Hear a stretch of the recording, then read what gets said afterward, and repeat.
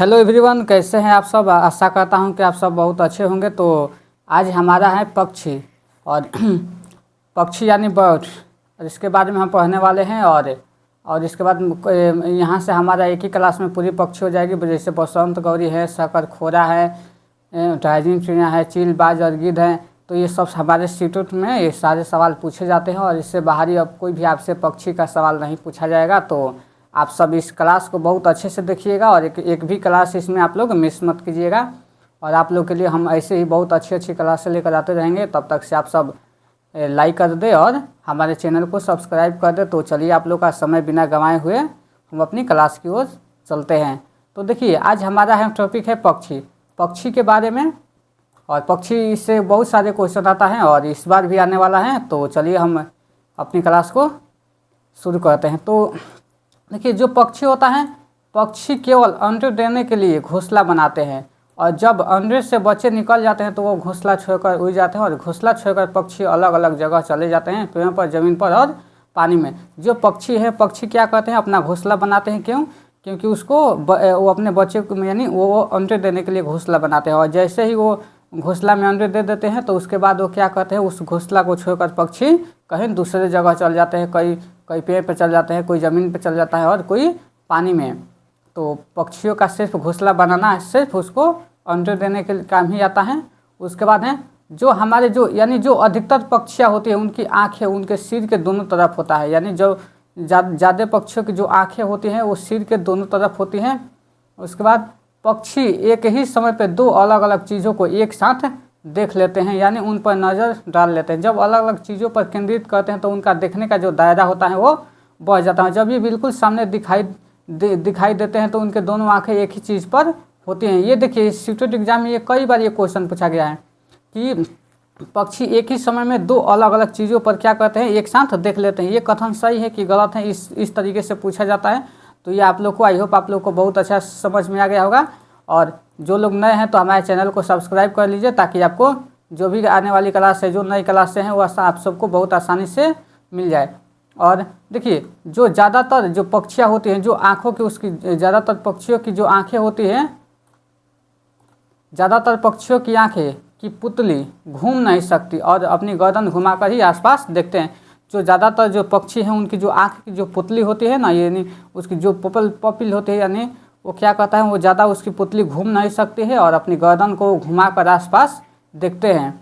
और उसके बाद पक्षियों के पंख उनके उड़ने में मदद करते हैं और उन्हें गर्माहट भी देते हैं और उनके नए पंख आते रहते हैं और पुराने झड़ते रहते हैं। ये कई बार ये सीटेट में ये क्वेश्चन पूछा गया है, तो इसको आप लोग ध्यान दीजिएगा। जो पक्षी का जो उसका जो पंख होता है उसको उड़ने में मदद देता है और उसकी वो पंख जो होते हैं उनको गर्मी भी देते हैं और नए पंख आते रहते हैं। और जो उनके पुराने पंख है वो क्या होते हैं, पुराने पंख उसके झड़ते रहते हैं।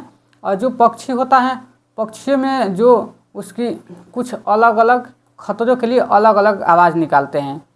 जैसे उड़कर आने वाले दुश्मन के लिए अलग तरह का, जब भी कोई उनको लगता है कि कोई हमें खतरा महसूस हो रहा है तो वो अपने क्या करता है, पक्षी अलग अलग अपना आवाज़ निकालता है। जैसे अगर कोई खतरा मान लीजिए कि उसको उड़ कर आने वाले से है तो वो अलग आवाज़ निकलता है। और ज़मीन पे अगर कोई चल कर आ रहा है खतरा तो उसके लिए भी वो अलग तरह की आवाज़ निकलता है। तो पक्षियों की भी बहुत ही मतलब कि उनको बहुत अच्छी नॉलेज होती है। और पक्षियों के तो बहुत अपनी भाषा भी होती है। कई पक्षी की मतलब कि भाषा है, अपनी अपनी भाषा है, जानवरों की भी भाषा है।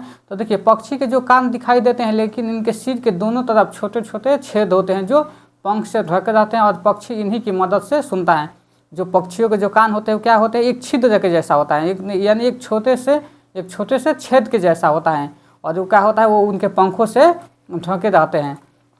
और जो पक्षियों का जो आँखों का जो आकार है उनके सिर की तुलना में क्या होता है, वो बड़ा होता है। और बड़े बड़े आँखें साफ देखने में मदद करते हैं, उड़ते हुए टकराने से बचाती है, दूर से शिकार को पहचानने और पकड़ने में मदद करती हैं। यहीं से स्टूडेंट में बहुत सारा क्वेश्चन आता है बाज की भी।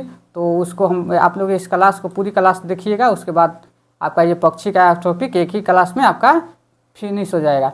तो देखिए, जो पक्षियों की आंखें स्थिर होती हैं, इस लाइन को याद रखिएगा। जो पक्षियों की लाइन क्या होती हैं, पक्षियों की जो आंखें होती है वो स्थिर होती है तथा हिल नहीं सकती। पक्षियों की जो आंखें होती है वो हिल नहीं सकती, इसलिए पक्षी अपना सिर को कई बार हिलाते हैं क्योंकि उसकी पुतली है वो घूम नहीं सकते। और पक्षियों के जो पक्षियों के जो पंखों के दोनों ओर मुलायम भाग बार्ब कहलाता है। जो पक्षियों के जो दोनों ओर का जो मुलायम जो भाग होता है उसको हम क्या बोलते हैं, उसको हम बार्ब कहते हैं। और बार्ब रेचिस की शाखाएं होती हैं जो पंख की कलम के ऊपर हिस्से से निकलती हैं बार्ब में, और छोटी शाखाएं होती हैं जिन्हें बारबुल कहते हैं। और बार्ब में जो छोटी जो शाखाएं होती है उससे हम बारबुल कहते हैं। और बारबुल में हुक शेप्ड बर्बिकल होते हैं जो पंख को सुडौल और मजबूत बनाते हैं। और उसके बाद ये रेचिस क्विल और केलमस पंखों के अन्य हिस्से, परंतु ये मुलायम नहीं होते हैं। जो रेचिस क्विल और केलमस होते हैं ये पंखी के हिस्से होते हैं, लेकिन ये क्या होते हैं, ये मुलायम नहीं होते हैं, ये मजबूत होते हैं। उसके बाद रेचिस पंख का मुख्य ढांचा होता है। जो रेचिस होता है वो पंख का क्या होता है, मेन ढांचा होता है, जो कलम से निकलकर पंख का पतला सीधा और मजबूत बनता है। और जो लोग नए हैं तो प्लीज़ चैनल को सब्सक्राइब कर लीजिएगा। और इससे पहले जो लोग नए हैं तो वो पीछे का क्लास 14 क्लासेज हो चुके हैं। और इसके बाद आप लोग ईवीएस की आपकी सारी क्लास मात्र एक ही चैनल पे मिलने वाली हैं। और इसके बाद एसएसटी की क्लास आने वाली हैं, तो प्लीज़ आप लोग चैनल को लाइक और सब्सक्राइब जरूर कीजिएगा। और जो पंखे की जो कील पंखे की कलम का सबसे मोटा, सख्त और सपाट हिस्सा होता है जो पक्षी की त्वचा में सम्मिलित होता है। कील कहाँ होता है, पंखे की कलम का सबसे मोटा एवं सख्त एवं सपाट हिस्सा होता है कील। उसके बाद केलमस पंख की कलम का सबसे निचला सपाट और पारदर्शी हिस्सा होता है जो पक्षी की त्वचा से संपर्क में नहीं होता है। और उसके बाद देखिए यहाँ से पक्षी से है यानी बसंत गौरैया यानी बारबेट। ये तो कई बार यहाँ से शिफ्ट में क्वेश्चन आप लोग को देखने को मिला है, यानी बसंत गौरी यानी बारबेट से क्वेश्चन आपको देखने को मिलता है। तो देखिए जो बसंत गौरी है यह गर्मियों में टुक टुक करती रहती है और पेड़ के तनों में गहरा छेद बनाकर उसमें अंडे देती हैं। यानी जो बसंत गौरी है कहाँ जाती है, वो पेड़ के तनों में अपना छेद बनाकर। कई बार यहाँ से क्वेश्चन पूछा गया है कि बसंत गौरी कहाँ पे रहती हैं, तो क्या कहते हैं, जो पेड़ के जो तना होता है उसमें अपना गहरा छेद बनाकर। उसके बाद कठफोड़वा यानी वुड पेकर भी बसंत गौरी की तरह पेड़ के तने में घोंसला बनाता है। यानी जो कठफोड़वा होता है, यहाँ से कई बार कठफोड़वा से क्वेश्चन देखने को मिला है। ये भी क्या करता है, ये बसंत गौरी की तरह भी पेड़ के तने में घोंसला बनाकर रहता है। उसके बाद देखिए ये शकरखोरा से तो यानी सूर्य पक्षी, यहाँ से तो क्वेश्चन आया है, बहुत बार यहाँ से क्वेश्चन आया है। तो जो शकरखोरा होता है, शकरखोरा किसी छोटे पेड़ या झाए की डाली पर लटकता हुआ घोंसला बनाता है। यानी शकर जो खोरा क्या करता है, ये जो झाड़ी होती है या पेड़ होते हैं उसके जो टाली होते हैं उस पर अपना क्या करता है, अपना घोंसला बना दिया है। देखिए ये शकर खोरा ही अपना घोंसला किस तरीके से बना रहा है। आई होप आप सबको समझ में आ गया होगा। और शकर खोरा ये जो होता है ये घोंसला बाल, मकई के जाल और पतले टहनियों, बारीक घास, सूखे पत्ती, रुई, पेड़ की छाल के टुकड़े और कपड़ों के चित्रों से बनाता है। ये देखिए ये शिफ्ट में क्वेश्चन ये आया हुआ है कि जो शकरखोरा होता है वो अपने घोंसला बनाते समय किस किस चीज़ों को वो मतलब अपना घोंसला बनाता है। तो कपड़ों के चित्रे से भी बनाता है, और पेड़ की छाल होती है, सूखे रुई, घास, ये सब बारीक जो टहनियाँ होती है पतली उसके भी, और जो मकई का जला होता है उससे क्या करता है शकरखोरा अपना घोंसला बनाता है। तो आई होप आप लोग को बहुत अच्छे से समझ में आ गया होगा। और उसके बाद ड्राइजिंग चिड़िया यानी ट्रेलर बर्ड, इससे देखिए ड्राइजिंग चिड़िया से आपको एक ही क्वेश्चन पूछेगा कि ये जो ड्राइजिंग चिड़िया इसको क्यों इसका नाम ड्राइजिंग पड़ गया, क्यों? क्योंकि ये अपने नुकीले चोंच से पत्तों को सील लेती हैं और उनमें एक थैली से बना लेते हैं, उसमें अंडे देते हैं। ये क्या कहते हैं, ये जो ड्राइजिंग चिड़िया है ये क्या कहते हैं, अपने नुकीले चोंच से पत्तों को सील लेती है, तो इसे दर्जी चिड़िया भी कहा जाता है। यानी ये शिफ्ट में क्वेश्चन पूछा गया है कि दर्जी चिड़िया किसको बोला गया है, तो ट्रेलर बर्ड यानी दर्जिन चिड़िया को। तो आई होप आप लोग को समझ में आ गया होगा। उसके बाद देखिए चील, बाज और गिद्ध, कि आप लोग बहुत सारे शिफ्ट का एग्जाम दिए होंगे जहाँ से चील, बाज और गिद्ध से आपको क्वेश्चन देखने को मिला है। और यह इस आपको क्या करेगा कि ईवीएस में आपको घुमा के पूछता है, शिफ्ट दिन पर दिन इसका लेवल हाई करते चला जा रहा है। तो देखिए जो चील और बाज और गिद्ध से, ये जो चील, बाज और जो गिद्ध है ये क्या करता है, हमसे 4 गुना अधिक दूरी देख पाते हैं। इस लाइन को ध्यान रखिएगा, 4 गुना। कभी कभी आपको एग्जामिनर फंसाने के लिए आपको यहाँ पे 8 गुना लिख देगा, तो आप लोग कंफ्यूज मत होइएगा। यानी इसमें 4 गुना, यानी इसमें 4x होता है। चील, बाज, गिद्ध हम लोग से यानी मनुष्य से कितना गुना अधिक देख सकता है, तो 4 गुना अधिक देख सकता है। जो आप लोग को महत्वपूर्ण है उस टॉपिक को मैं आप लोग को गहरे से बता रहा हूँ। और जो चील की जो पूँछें होती है वो खाँचे वाली होती है, यहाँ से ये भी क्वेश्चन आया हुआ है। जो चील की जो पूँछें होती हैं कि कैसी होती है, वो खाँचे वाली होती है। तो आई होप आप लोग को बहुत अच्छे से समझ में आ गया होगा। हम वही टॉपिक लाए हैं जहाँ से आपके सीटेट के एग्जाम में आपको देखने को मिलेगा ही मिलेगा। इससे बाद आपका कोई ईवीएस का क्वेश्चन नहीं आने वाला है।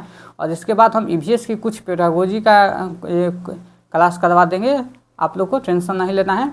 चलिए, जो गिद्ध है, ये गिद्ध जो है मरे हुए जानवरों को खाकर जगह साफ कर लेता है और आकाश में ऊंचाई पर उड़ता है। बस गिद्ध इतना ही काम करता है। उसके बाद जमीन पर अगर कोई पड़ी हुई कोई चीज़ किसी चील को 1 से 2 किलोमीटर की दूरी से दिखाई दे जाता है। उसके बाद देखिए, ये जो कौवे, गिलहरी, बिल्ली और चूहे,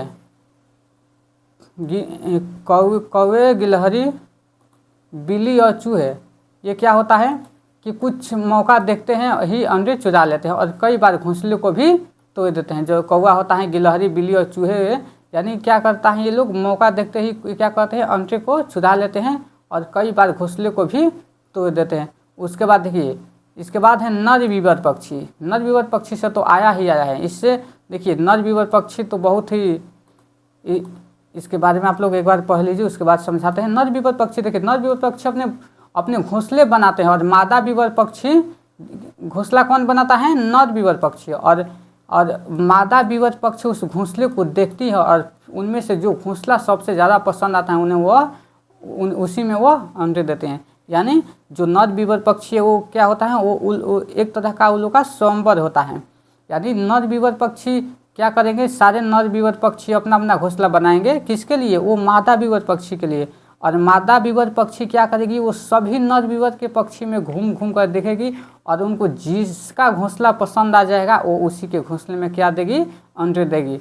तो एक तरह का स्वयंवर हुआ। तो आई होप आप लोग को समझ में आ गया होगा। और इसके बाद देखिए, फाख्ता यानी फाख्ता से क्वेश्चन यहाँ सबसे, फाख्ता से कैसे पूछेगा कि ये कैक्टस कांटों के बीच या मेहंदी के मेह में अपना घोंसला बनाता है। ये कई बार सीटेट के एग्जाम में क्वेश्चन पूछा गया है कि कैक्टस कांटों के बीच या मेहंदी के बीच यानी में कौन अपना घोंसला बना कर रखता है, तो फाख्ता बना कर रखता है। कौन पक्षी, फाख्ता।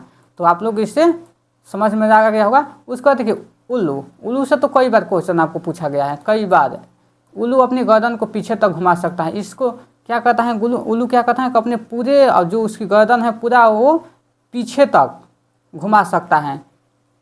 तो आई होप आप लोग को समझ में आ गया होगा। ये पूरे एकदम ऑल राउंड क्या करता है, अपने गर्दन को घुमा लेता है। तो ये कई बार क्वेश्चन उल्लू से ये क्वेश्चन पूछा गया है। उसके बाद देखिए, उल्लू से एक और क्वेश्चन, यानी उल्लू की आंखें इंसानों की तरह सिर के सामने होते हैं, जबकि अधिकांश पक्षियों की आंखें सिर के दोनों ओर होते हैं। देखिए, इससे आप लोग को उल्लू से कैसे क्वेश्चन पूछा गया है सीटेट में एक बार, कि मनुष्य की तरह किस पक्षी की आंखें होती है, तो हमारा उल्लू की। तो आई होप आप लोग समझ गए होंगे। उसके बाद ये मैना से क्वेश्चन क्या होता है, मैना क्या करते हैं, मैना एक झटके में अपना गर्दन क्या करते हैं, मैना एक झटके में अपना गर्दन को आगे से पीछे करती है। मैना क्या करती है, एक झटके में अपने गर्दन को आगे पीछे कर लेते हैं। उसके बाद देखिए, कलचिड़ी यानी इंडियन रोबिन से आपको क्वेश्चन देखने को मिलता है। अगर पक्षियों से आएगा तो इससे बाहर एक भी पक्षी से आपको क्वेश्चन पूछा नहीं जाएगा। और पक्षी से क्वेश्चन आता ही आता है, कम से कम यहाँ से आपको 2 से 3 नंबर आपको यहाँ से मिलने वाला है मात्र एक क्लास से। तो देखिए, कलचिड़ी यानी इंडियन रोबिन क्या है, तो ये कलचिड़ी होती है, ये पत्थर के बीच में अपना घोंसला बनाते हैं। कहाँ बनाते हैं इसका घोंसला, पत्थर के बीच में। और घोंसले में पौधे की नाजुक टहनी, जड़, उसके ऊन, बाल, रुई सब बिछा जाता है। यानी पत्थरों के बीच में कॉल बनाते हैं। तो कलचिड़िया क्या करते हैं, ये रोड पे अपने पत्थरों के बीच में ये अपना घोंसला बनाती है। और ये क्या करते हैं, कलचिड़ी है, ये छोटे छोटे कीड़े मकोड़ों को खाते हैं और इनके चोंच अंदर से क्या होते हैं, लाल होते हैं। उसके बाद कौवा से देखिए, कौवा से यानी कौवा के घोंसले में लोहे के तार और लकड़ी की टहनियाँ जैसा चीज़ होती है। यानी यहाँ से क्वेश्चन पूछा गया है कि लोहे का तार से कौन बनाता है, तो कौवा बनाता है। उसके बाद देखिए, कौवे पक्षी क्या कहता है कि कौवा है वो पेड़ की ऊंची डाली पे अपना घोंसला बनाता है। और उसके बाद कोयल अपना घोंसला नहीं बनाती है और वो कौवे के घोंसले में अंडा देती है, और कौवा अपने पक्षी के साथ क्या करता है, यानी कोयल क्या करते हैं, कोयल अपना घोंसला नहीं बनाती है और कौवे के घोंसले में वो अपना अंडा दे देती हैं, और कौवा अपने अंडों के साथ साथ कोयल के अंडों को भी सेता है। बाद में उसे पता चलता है कि ये तो कोयल है, लेकिन कोयल क्या करते हैं, चुपके से अपना अंडा कौवे के घोंसले में दे देती हैं। उसके बाद देखिए गौरैया। गौरैया से क्वेश्चन आपको किस तरीके से पूछा गया है, यानी गौरैया अलमारी के ऊपर आईने के पीछे अपना घोंसला बनाते हैं। उसके बाद कबूतर से कबूतर कहाँ रहते हैं, आप लोग जानते होंगे, कबूतर पूरे मकान में या खंडहर में अपना घोंसला बनाते हैं। उसके बाद देखिए यहाँ से आपको क्वेश्चन देखने को मिला है साइबेरियन सारस, यानी साइबेरियन सारस। साइबेरियन सारस क्या होता है, तो देखिए साइबेरियन सारस एक प्रकार का सारस पक्षी है जो साइबेरिया के आर्कटिक टुंड्रा में निवास करता है। यह पक्षी प्रवासी होता है। तो आप लोग देखिए प्रवासी पक्षी कौन है, साइबेरियन सारस। ये क्वेश्चन पूछा गया है, कई बार क्वेश्चन ये आपसे पूछा गया है, लेकिन आप लोग इस क्वेश्चन को ध्यान नहीं दिए हुए। यानी प्रवासी पक्षी कौन होता है, तो साइबेरियन सारस होता है। आई होप आपको यहाँ से बहुत जो इम्पोर्टेंट हैं आपको हम वहाँ पे हम मार्क लगा देते हैं, अच्छे से हाईलाइट कर देते हैं ताकि आप लोग को अच्छे से समझ में आए। उसके बाद देखिए साइबेरियन सारस जो है ये सामाजिक पक्षी है। एक ऐसा पक्षी है, ये सामाजिक पक्षी है और वो प्रजाति के साथ ही रहता है। साइबेरियन पक्षी अपने समाज के साथ ही रहता है, ये सामाजिक पक्षी हैं। उसके बाद ये प्रजनन करते समय जोड़े में रहते हैं और शीत जलवायु से प्रवास करते हैं, और प्रवास करते समय बड़े समूह में मिलते हैं, और ये गर्म स्थानों पर प्रजनन करते हैं। कि कहाँ पे करते हैं, वो गर्म स्थानों पे। ये गंभीर रूप से खतरे में है और उनकी संख्या बहुत ही कम होती जा रही है। तो आई होप आप लोग को साइबेरियन सारस के बारे में समझ में आ गया होगा। उसके बाद देखिए मगरमच्छ से, यानी मगरमच्छ छोटे छेद जैसे कान होते हैं लेकिन आसानी से दिखते नहीं है। तो यहाँ से क्वेश्चन पूछा गया है कि मगरमच्छ का जो होता है वो कान के वो छोटे छेद जैसा, वो उसका कान कैसा होता है, एक छेद के जैसा उसका कान होता है। उसके बाद छिपकली के भी छोटे छेद जैसा कान होते हैं। उसके बाद मछलियाँ खतरों की चेतावनी को एक दूसरे से बिजली तरंगे से देती हैं। ये क्वेश्चन आप लोग बहुत ध्यान से देखिएगा। मछलियाँ खतरे की चेतावनी को कैसे देती हैं, वो बिजली की तरंगे से देती हैं। तो आई होप आप लोग को हमारी क्लास अच्छी लग रही होगी, तो इसको लाइक ज़रूर कीजिएगा। उसके बाद देखिए डॉल्फिन से क्वेश्चन पूछा जाएगा। तो डॉल्फिन एक अलग तरह की आवाज़ निकालते हैं और एक दूसरे से बात करती हैं। उसके बाद गिलहरी के दांत हमेशा बहते रहते हैं। ये क्वेश्चन तो पूछा ही गया है कि किसका दांत हमेशा बहते रहते हैं, तो गिलहरी के, और दांतों से काटने और कुतरने के कारण इनके दांत घिस जाते हैं। और बिल्ली के दांत होते हैं वो नुकीले होते हैं और जो मांस को फाड़ने और काटने के काम आते हैं। गाय के आगे के दांत पत्ते को काटने के लिए, और पीछे के जो दांत होते हैं वो चपटे और होते हैं जो घास चबाने के लिए होते हैं। तो आई होप आप लोग को समझ में आ गया होगा। उसके बाद पक्षियों की चोंच के बारे में एक ही क्लास में आपकी सारी पक्षियाँ खत्म हो गई। तो आई होप इस क्लास को बहुत अच्छे से देखिएगा। बाज, चील और गिद्ध जैसे मांसाहारी पक्षियों की चोंच छोटी एक हुक की तरह होती है। उसका कैसा होता है, एक हुक की तरह। और तोते की जो घुमावदार चोंच होती है और जो फल कुतरने में मदद करती हैं। कबूतर, गौरैया आदि में चोंच छोटी चौड़ी और मजबूत होती है और ऐसी चोंच अनाज के दानों को तोड़ने में सक्षम होती है। मिट्टी कीचड़ से कीड़े या अन्य छोटे जीवों को पकड़ने वाली पक्षियों को चोंच लंबी, पतली और नुकीली और मुड़ी हुई होती है। यानी पक्षियों के चोंच के बारे में भी पूछ लिया जाता है। तो आई होप आप लोगों को सारी क्लासेज मिल चुकी है। उसके बाद देखिए कुछ पक्षियों की चोंच में निस्पंदन प्रणाली होते हैं, यानी छानने की प्रणाली होती है। और इन पक्षियों के उदाहरण है जैसे हंस, फ्लेमिंग, बतख। इसमें क्या होती है, निस्पंदन प्रणाली, यानी छाने की प्रणाली, यानी जाली की तरह होता है। ऐसे पक्षी पानी के आसपास रहते हैं तथा अपना भोजन चोंच में लेने के बाद अन्य पदार्थ जैसे कीचड़ आदि को अलग कर लेते हैं, यानी उससे छान लेते हैं। यानी क्या, यानी उसको जो चाहिए वो अपना भोजन अंदर लेंगे, बाकी वो उसकी क्या करेंगे, उसको छान कर बाहर उसको निकाल देंगे। उसके बाद पक्षियों के पंजे, पक्षी के जो पंजे होते हैं, पानी में तैरने वाले पक्षियों के पंजे झिल्लीदार होते हैं और झिल्लीदार पैर तैरने में उनकी मदद करते हैं। जैसे बतख, राजहंस, पेलिकन पक्षी के पैर जिन पक्षियों में आगे की तरफ फैली 3 अंगुलियाँ और पीछे 1 अंगुली होती है, ऐसे पंजे टहनियों पर बैठने में मदद करते हैं। जैसे गौरैया का पक्ष। उसके बाद है आगे की ओर फैला पंजा, जो उसके आगे की ओर फैला पंजा और नरम सतह पर चलने में मदद करता है, जैसे ह्यूरोन का। ये क्या होगा, इसका ह्यूरोन का जो क्या होता है, आगे की ओर फैला पंजा रहता है, नरम सतह पर चलने में मदद करता है। उसके बाद जिन पक्षियों की टांगें और पैरों की उंगलियां लंबी होती है वो पक्षी पानी के किनारे वाले सतह पर आसानी से चल या फिर लेते हैं और पानी में आकर मछलियों का शिकार करते हैं, जैसे बकुला है। और ये क्या करते हैं, शिकार आसानी से कर लेते हैं, जैसे क्रेन, सारस, बगुला आदि। उसके बाद है ऐसे पक्षी जो मजबूत पंजा और थोड़ा मुड़ा होता है और तेज नाखून वाले होते हैं, शिकार को पकड़ने में मदद करते हैं, जैसे चील, गिद्ध और उल्लू। इसका क्या होता है, इसका नुकीला होता है। उसके बाद इसके बाद हमारी देखिए नेक्स्ट क्लास होने वाली है जियो द्वारा की जाने वाली क्रिया है। और यहाँ से तो क्वेश्चन आपको जो हमारी आज की जो हमारी क्लास हुई है पक्षी की, और पक्षी से क्वेश्चन आपके सीटेट एग्जाम में देखने को मिलेगा ही मिलेगा। तो आई होप आपकी क्लास अच्छी लगी होगी, तो लाइक और कमेंट कीजिएगा। और इसके पीछे भी हमारी क्लासेज बहुत हो चुकी है। स्लॉथ की क्लास हो चुकी है, उसके बाद घट पहने की क्लास हो चुकी है। ईवीएस की सारी क्लास आप लोग को बहुत मतलब कि बहुत कम ही समय में मिल रही है। तो आई होप आप सबको अच्छे से तैयारी करें और आप सबका सीटेट करें हो।